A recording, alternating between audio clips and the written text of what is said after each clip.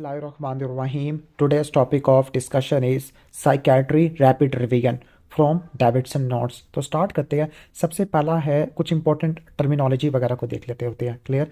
Lack of ability to express player, कि पहले जिन activities में मज़ा आता था अब उसमें मज़ा नहीं आता, तो उसको बोलते हैं एनीडोनिया। और एनीडोनिया आपको डिप्रेशन में देखने को मिलता होता है। क्लियर, ठीक हो गया। ओके। उसके अलावा आपको जो एंजाइटी है वो थायरोटॉक्सिकोसिस में देखने को मिलती है। डिप्रेस मूड है। ओके। अब जो डिप्रेस मूड होता है अगर सीवियर हो तो ये डिप्रेशन होता है, और अगर ये कहने का मतलब है किसी स्ट्रेसर की वजह से हो, मैल अडाप्टेशन हो, तो उसको बोलते हैं एडजस्टमेंट डिसऑर्डर है। इसके बाद जो एलिवेटेड मूड है, खुशी है, ये आपको मेनिया में देखने को मिलती है, या बहुत ज़्यादा खुशी साइकोटिक डिसऑर्डर में देखने को मिलती है। और साइकोटिक डिसऑर्डर में डिलीजन ऑफ ग्रैंडियोसिटी भी देखने को मिलता है। और जो ग्रैंडियोसिटी है बाइपोलर में भी देखने को मिलती है, और अल्कोहल मिसयूज में भी देखने को मिलती है। मेडिकली अनएक्सप्लेनेबल सिम्टम बता रहे हैं। ओके, जिसका साइकेट्रिक क्लिनिकल डायग्नोस बनाना होता है। अगर किसी कोई पेशेंट को फेयर है किसी डिजीज़ का कि उसको कोविड है या HIV है, तो ये हाइपोकॉन्ड्रियोसिस होता है। सोमेटाइजेशन में मल्टीपल अनएक्सप्लेनेबल सिम्टम होते हैं। कन्वर्जन में क्या होता है, न्यूरोलॉजिकल डिसफंक्शन होता है, like dissociative blindness, dissociative amnesia. Body dysmorphic में उसको बॉडी पार्ट्स अपने पसंद नहीं आते होते। कहती है कि फीमेल कहती है कि मैं बदसूरत लग रही हूँ। डिल्यूजन क्या होता है, फॉल्स फिक्स्ड बिलीफ होता है जो कि सोशियो कल्चरल बैकग्राउंड से अवे मूव होता है। लाइक डिल्यूजन ऑफ परसिक्यूशन के अंदर बंदा ये कहता है कि कोई मुझे मारना चाह रहा है। हाइपोकॉन्ड्रिकल कहता है कि मुझे कोई कैंसर है। ग्रैंडियोसिटी में है कि मैं सुपीरियर हूँ, मैं बादशाह हूँ। निहिलिस्टिक में कहता है कि मैं मर चुका हूँ या मेरा कोई बॉडी पार्ट मिसिंग है। इसके बाद हेलुसिनेशन है। हेलुसिनेशन है perception without any stimulus.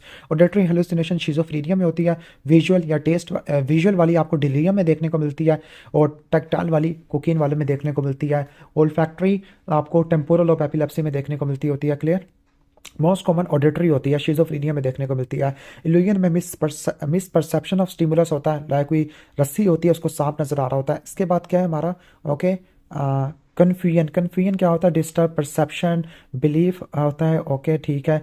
Belief okay, तो उसके डिफरेंशियल में आपने जो एक्यूट कन्फ्यूजन के जो होते हैं ना, डिलीरियम, डिमेंशिया, डिप्रेशन, ये तीन 3D रट्टा मार लेना जिनमें कन्फ्यूजन हो सकता है, डिप्रेशन, डिलीरियम और डिमेंशिया। इसके बाद साइकेट्रिक डिसऑर्डर आ रहा है, स्ट्रेस रिलेटेड डिसऑर्डर है। ओके, अगर किसी को कोई स्ट्रेस दिया गया है, ओके, स्ट्रेसर अप्लाई करने के बाद ओके साइकेट्रिक इलनेस हो गया, उसको बोलते हैं एक्यूट स्ट्रेस डिसऑर्डर। ठीक हो गया। और इसका जो ड्यूरेशन होता है 1 महीने से कम का होता है। एडजस्टमेंट में क्या होता है, कोई बंदा किसी इमोशनल ट्रॉमे से एडजस्ट नहीं कर पाया, तो इसमें एग्रेसिव बिहेवियर होता है, सैडनेस होता है, लाइक किसी को डेथ हो गया, ब्रेकअप हो गया, बंदा बैठा बैठा रो पड़ता है। ट्रीटमेंट में बेंजोडाइजेपिन है। पोस्ट ट्रॉमेटिक स्ट्रेस डिसऑर्डर में क्या होता है, कोई कहने का मतलब है कोई वायलेंट डेथ विटनेस किया है, उसको उस वायलेंट डेथ से रिलेटेड फ्लैशबैक आ रहे हैं, ड्रीम्स आ रहे हैं, और ये बार बार आता होता है। 1 महीने से ज़्यादा का ड्यूरेशन होता है। इसमें इमोशनल कैथारसिस करनी होती है, एंटी डिप्रेसेंट, CBT या EMDR करना होता है। क्लियर। अब इसके बाद एंजाइटी डिसऑर्डर आ जाते हैं। एंजाइटी डिसऑर्डर 3 तरह के होते हैं, फोबिक, पैनिक और जनरलाइज। जो फोबिक होते हैं इसमें आपको क्या देखने को मिलता है, फोबिक में किसी स्पेसिफिक चीज़ का फोबिया देखने को मिलता है। और अगर आपको किसी ओपन प्लेस का फोबिया हो तो उसको गैरोफोबिया कहते होते हैं। क्लियर। कहने का मतलब है क्राउडेड प्लेस का हो तो उसको एगैरोफोबिया कहते होते हैं। फियर ऑफ गोइंग अलोन और इन क्राउडेड प्लेस। पैनिक में पैनिक अटैक्स आते हैं, like heart attacks, like septum, chest pain, palpitation, tachycardia, okay, sweating है। ओके, जनरलाइज एंजाइटी डिसऑर्डर में क्रॉनिक अनकंट्रोलेबल वरी होती है। ओके, बहुत ज़्यादा टेंशन होती है छोटी छोटी चीज़ों पर। ट्रीटमेंट में रीअश्योरेंस होता है, ग्रेडेड एक्सपोजर करना होता है, बाकी CBT, बेंजोडाइजेपिन, प्रोपेनोलोल और एंटी डिप्रेसेंट देना होता है। नेक्स्ट है OCD। OCD में ऑब्सेसिव थॉट्स आती है जो कि रिकरेंट होती है, उसकी वजह से रिपीटेड बिहेवियर होता है, लाइक बार बार हाथ धोना, तो इसमें आपने एंटी डिप्रेसेंट और CBT इस्तेमाल करना होता है। नेक्स्ट है मूड डिसऑर्डर। मूड डिसऑर्डर में यूनिपोलर मेजर डिप्रेशन है जिसमें मूड डिक्रीज होता है। बाइपोलर में आपको मूड एलिवेटेड होता है, फिर डिप्रेशन होता है। डिसथीमिया में सिर्फ मूड डिप्रेस होता है, साथ एसोसिएटेड सिम्टम नहीं होते। Okay, clinically significant major depression है। अच्छा, डिप्रेशन में ट्रायड होता है कि आई एम यूजलेस है, द वर्ल्ड इज यूजलेस है, ओके, फ्यूचर इज होपलेस है। ओके, ठीक है। Useless, hopeless, worthless. Okay, useless, hopeless, worthless. Okay, या ठीक है, ऑलमोस्ट ये हो जाएगा। Okay, major cause of suicide और सेल्फ हार्म, ये आपका डिप्रेशन होता है। ओके, जो आपके मोनोमीन होते हैं ना, न्यूरोट्रांसमीटर नोरापेनेफ्रिन, सेरोटोनिन, उनके इम्बैलेंस की वजह से होता है। ट्रीटमेंट में आपने ट्राइसाइक्लिक एंटी डिप्रेसेंट है और SSRI है, एंटी डिप्रेसेंट इस्तेमाल करनी है, CBT है, इंटरपर्सनल थेरेपी है। नेक्स्ट है बाइपोलर डिजीज। स्ट्रॉन्गली हेरिटेबल होता है, इसमें मूड एलिवेट होगा फिर डिप्रेस हो जाएगा, एलिवेट होगा डिप्रेस हो जाएगा। टाइप 1 में मेनिया, हाइपोमेनिया और डिप्रेशन होती है। टाइप 2 में हाइपोमेनिया और डिप्रेशन आपको देखने को मिलती है। शीजोफ्रेनिया और साथ मूड डिसऑर्डर आ गया तो शीजो अफेक्टिव आ गया।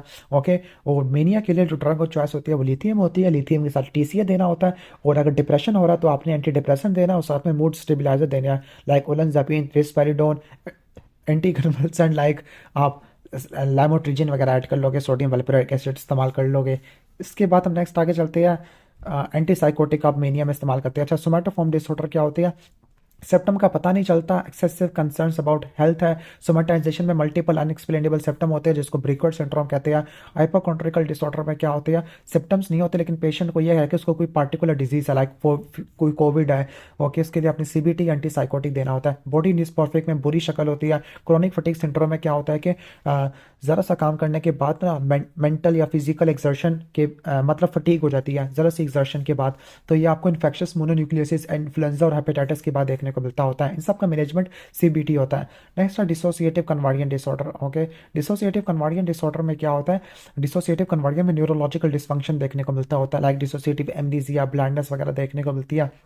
इसमें चाइल्ड अब्यूज़ की हिस्ट्री होती है। ट्रीटमेंट में वंस अगेन सीबीटी और एंटी डिप्रेसेंट आ जाता होता है। और जो जनरल मैनेजमेंट होता है, तमाम मेडिकली अनएक्सप्लेनेबल सिम्टम है, एक्सप्लेनेशन करनी है, एडवाइस देनी है, ड्रग्स देनी है, सीबीटी है, क्लियर। और नेक्स्ट है फैक्टिशियस डिसऑर्डर है जिसमें पेशेंट ना खुद ब खुद अपने साइंस को कंट्रोल कर रहा होता है टू ऑब्टेन मेडिकल केयर है। मुनचेसन सिंड्रोम इसका सीवियर क्रॉनिक फॉर्म होता है जिसमें पेशेंट ओल्डर होता है, ठीक हो गया, बहुत सारे हॉस्पिटल में जाता है विद द सेम कंप्लेन है और बहुत सारी इन्वेस्टिगेशन करा देता है। मिलिंगरिंग में क्या होता है कि जानबूझ के सिम्टम और साइंस बना रहा होता है, okay, like putting finger in mouth to induce vomiting है, या अपने हाथों पर कट्स लगा लेना एक्सेट्रा। शिजोफ्रीनिया में क्या होता है कि शिजोफ्रीनिया में डिलूजन, हैलुसिनेशन और लैक ऑफ अवेयरनेस या लैक ऑफ इंसाइट होता है। स्ट्रॉन्ग जेनेटिक डिस्पोजिशन होता है, स्टिमुलेंट कैनबिस इंडिका की वजह से भी देखने को मिल सकता है। एक्यूट शिजोफ्रीनिया में delusion, hallucination, auditory hallucination, broadcasting of thought, controlled feeling, action, emotions और डिलूजन देखने को मिलते हैं। जो क्रॉनिक शिजोफ्रीनिया इसमें पीसीपीए3 होता है, पी से पुअर सेल्फ केयर, सी से कैटाटोनिया, बी से ब्लंटेड अफेक्ट है, 3 ए होती है एलोजिया, एवोल्यूशन, ऑटिज्म। ओके, इसके बाद नेक्स्ट हम आगे चलते हैं। ओके, कैटाटोनिया में ऑकवर्ड पोस्चर होता है, क्लियर। और delirium can cause schizophrenia. Treatment में एंटी साइकोटिक वगैरह इस्तेमाल करते हैं। साइड इफेक्ट में आपके एक्स्ट्रा पिरामिडल में पार्किंसन, एकैथीसिया, ओके, टार्डिव डिस्काइनेसिया और डिस्टोनिया देखने को मिलता है। जो एटिपिकल, जो टिपिकल होती है एंटीसाइकोटिक, इसमें आपकी क्लोप्रोमाजिन और हैलोपेरिडोल है। और एटिपिकल के अंदर कौन कौन सी होती है? ओके, ओलेंजापिन, क्लोजापिन, रिस्पेरिडोन वगैरह आ जाती होती है। न्यूरोलेप्टिक मैलिग्नेंट सिंड्रोम में फीवर, रिजिडिटी, ट्राइमर्स आपको देखने को मिलते हैं। लैब्स में केराटिन, फास्फोकाइनेस और ल्यूकोसाइटोसिस के लेवल ज़्यादा होता है। ड्रग्स को छुड़वाना है, हाइड्रेशन को मेंटेन करना है, फीवर को कंट्रोल करना है और डेंट्रोलिन और ब्रोमोक्रिप्टिन देनी होती है। नेक्स्ट है डिमेंशिया। डिमेंशिया में कॉग्निटिव इंपेयरमेंट देखने को मिलती है, इरिवर्सिबल होता है, जबकि डिलीरियम रिवर्सिबल होता है। डिमेंशिया ग्रेजुअल होता है, डिलीरियम सडन होता है। कॉजेस में अल्जाइमर डिमेंशिया, फ्रंटोटेम्पोरल डिमेंशिया होता है, लुई बॉडी डिमेंशिया आपको देखने को मिलता होता है, क्लियर। न्यूरो साइकोलॉजिकल असेसमेंट वगैरह करनी होती है, सीटी स्कैन करा लोगे, सीबीसी वगैरह करा लोगे। अगर अल्जाइमर डिजीज है तो आपने एंटीकोलिनेस्टेरेस इनहिबिटर और मेमेंटिन देना है। फ्रंटोटेम्पोरल डिमेंशिया जिसको पिक डिजीज कहते हैं, इसमें टाउ प्रोटीन होती है। अल्जाइमर में यूबिक्विटिन प्रोटीन होती है। इसके अलावा सिनाल प्लाक होते हैं, न्यूरोफिब्रिलरी टैंगल्स होते हैं। लुई बॉडी में अल्फा सी न्यूक्लियन बॉडी देखने को मिलती है। उसके बाद अल्कोहल डिपेंडेंस है, ठीक है। कोई बंदा अगर अल्कोहल को छोड़ दिया अचानक तो उसकी वजह से उसको सीजर्स, ट्रेमर्स, डिलीरियम ट्रेमर्स वगैरह देखने को मिलते होती है, ओके, हेलुसिनेशन वगैरह भी देखने को मिलती है। और कोई बंदा अगर अल्कोहल ज़्यादा ले ले तो इस केस में क्या होगा? वर्निकेज एन्सेफेलोपैथी होती है जिसमें कन्फ्यूजन, एटेक्सिया, निस्टैग्मस होता है। और इसकी जो क्रॉनिक फॉर्म होती है, सीवियर फॉर्म होती है, जिसको इरिवर्सिबल फॉर्म भी कहती है, वो है कोर्सोक ऑफ साइकोसिस। उसमें कॉन्फेबुलेशन, कोमापैथी देखने को मिलती होती है। मैनेजमेंट के अंदर साइकोलॉजिकल सपोर्ट होती है, ओके। अगर विड्रॉल सिम्टम आ रही है तो बेंजोडाइजिपिन इस्तेमाल करना, लाइक डायजिपाम, क्लोडाइजिपोक्साइड है। अगर B1 की डेफिशिएंसी तो B1 देना है, बाकी कैम्प्रोसेट और डाइसल्फिराम इस्तेमाल कर सकते हैं। सब्सटेंस मिसयूज डिसऑर्डर में सिडेटिव में बेंजोडाइजेपिन है, स्टिमुलेंट में कैफीन इस्तेमाल करते हैं। हेलोसिनोजन में LSD आ जाएगा, MDMA आ जाएगा। ऑर्गेनिक सॉल्वेंट में ग्लू स्निफिंग है। ट्रीटमेंट में मेथाडोन इस्तेमाल करना है फॉर सिडेटिव।